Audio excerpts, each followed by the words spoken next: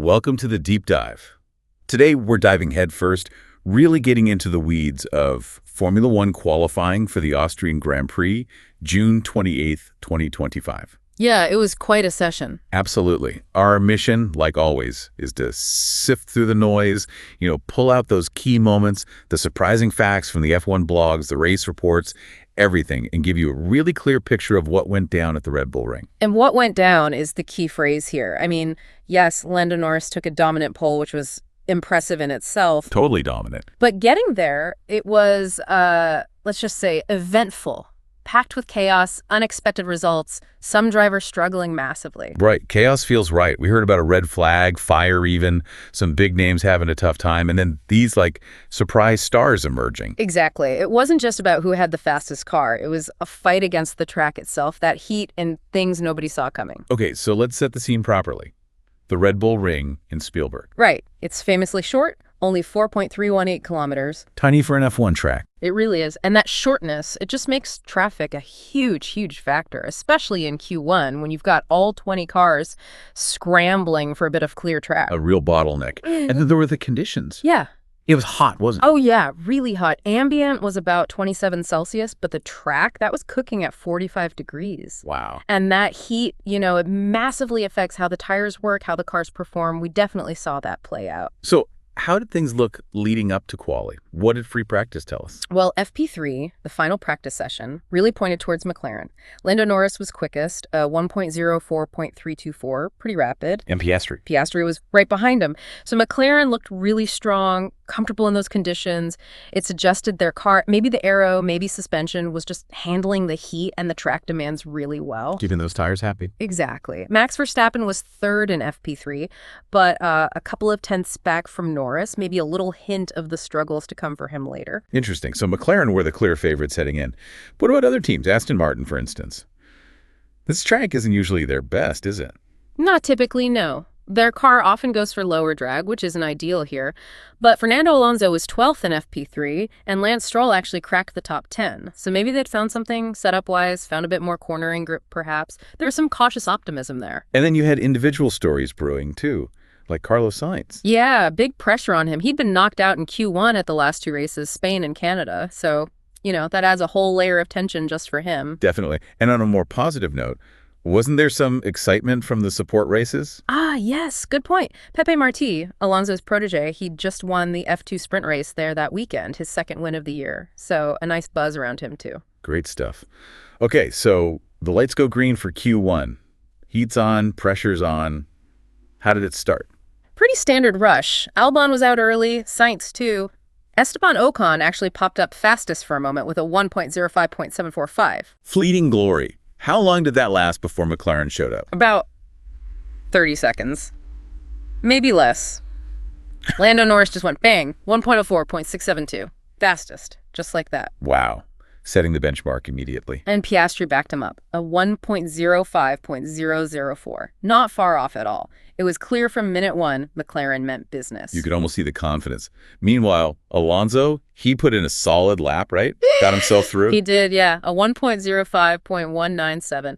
Put him 8th, comfortably into Q2. Job done for him in that session. But not for Carlos Sainz. This is where his struggles continued, wasn't it? Yeah, it was really tough to watch, actually. His best was a 1.05.582, which left him way down in the danger zone. And his radio messages sounded pretty desperate. They really did. He called the car inconducible, basically undrivable, said there was no carga and alta velocidad, so no high-speed downforce. That points to a serious issue, maybe the rear wing, the floor, something making it unstable in the quick corners. He even said it pulled to one side under braking. Yeah, when I brake, the car goes to one side. I mean, that's fundamental. Something was clearly broken or badly wrong with the balance.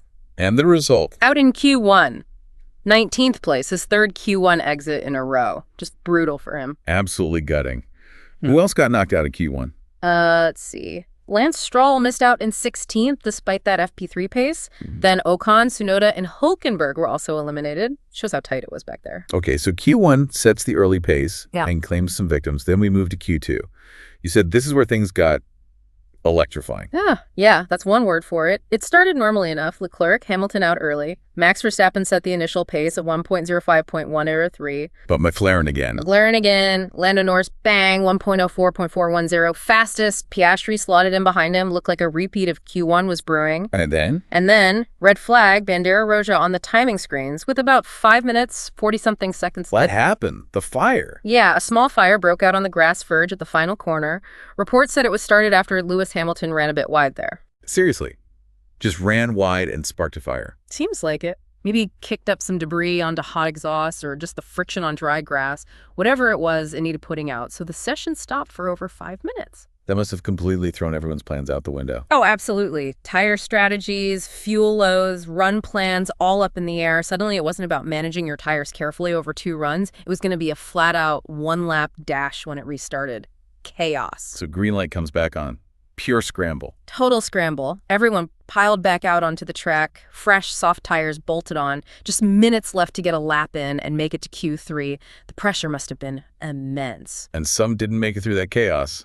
Alonso. Yeah, Fernando just missed out. He'd been on a great run, 4 Q3s in a row, but he ended up 11th with a 1.05.128. How close was it? Agonizingly close. Just 0.076 seconds slower than Kimi Antonelli in 10th. That's nothing. A tiny wobble somewhere. Tough break. Ouch. But amidst that, some drivers thrived on the pressure. You mentioned Lawson and Bortoleto. Yes. This was a real standout moment. Liam Lawson and Gabriel Bortoleto, both rookies, put in fantastic laps under huge pressure. Bortoleto did a 1.04.846 at one point.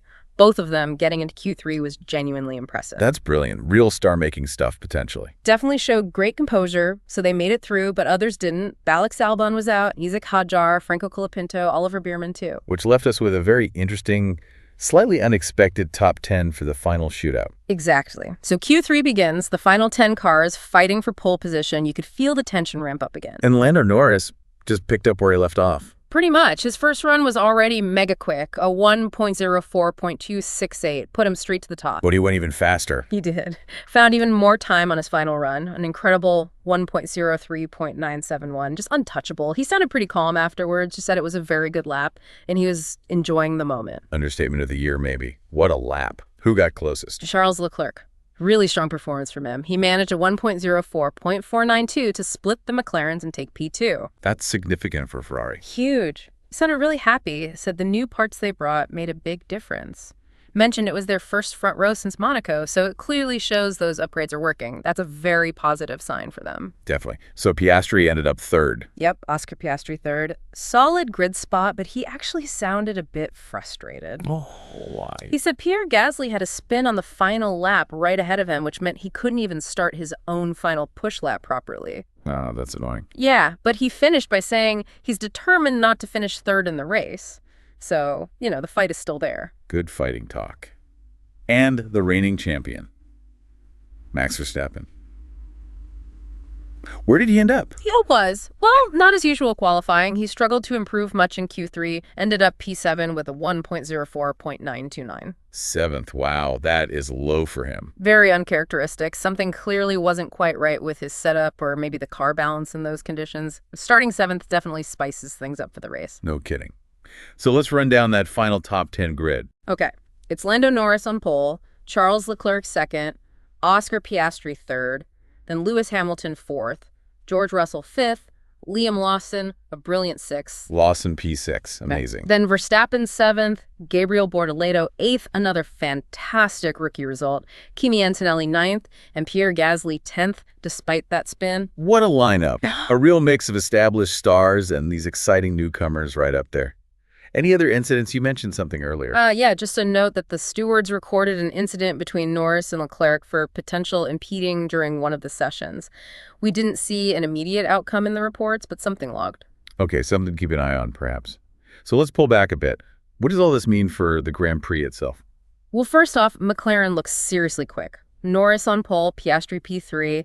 They are in a fantastic position to control the race, assuming they can convert that quali pace. The team to beat, for sure. Definitely. Then you have Leclerc in P2. Ferrari's upgrades seem to be working, putting them right in the mix. Could we see a proper McLaren versus Ferrari fight at the front? That would be exciting. And Verstappen starting P7. That just screams recovery drive, doesn't it? Yeah. You know Max is going to be charging through the field. Watching his progress will be one of the main stories of the race. Absolutely. And those track conditions, the heat, the short lap, that all still applies on Sunday, right? Oh, yeah. Tire degradation in that heat will be massive. Strategy will be key.